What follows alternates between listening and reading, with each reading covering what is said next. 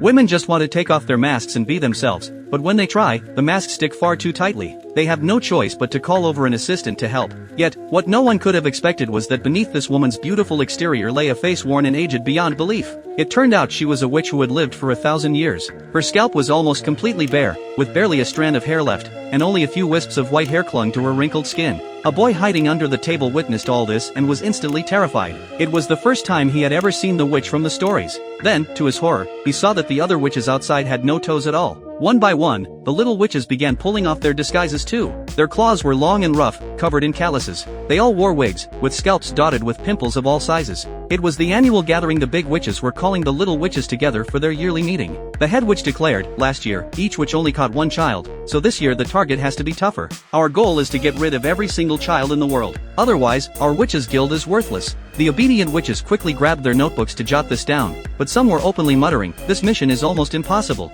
Unfortunately for them, the head witch overheard. The other witches immediately scattered, knowing full well how badly things would end for anyone who angered the leader. Before the boy could react, the head witch suddenly pointed at one of the little witches and, from her eyes, shot out a bolt of lightning that reduced her to ashes. The boy under the table trembled so badly he dared not make a sound. But then, unexpectedly, he heard the witches plotting a shocking plan. The head witch was incredibly wealthy and had handed out her fortune to the little witches below. The plan was for them to return home and open sweet shops, slipping their own toxic potions into the sweets. Any child who ate them would start growing hair all over their body until they eventually turned into a mouse. As the witches cheered loudly at this, a sudden, urgent knock came at the door. Panicking at the risk of being discovered, the witches hurriedly put their disguises back on and invited the boy inside. After coaxing him with promises, they gave him a mysterious potion to drink. Within seconds, the boy's body began to convulse violently, green smoke billowing from his mouth. He shrank smaller and smaller until he finally turned into a tiny mouse. Without hesitation, the witches started stamping on the little mouse in a frenzy. Desperate to survive, the boy turned mouse mustered all his strength and dashed towards a nearby ventilation shaft, just managing to escape with his life.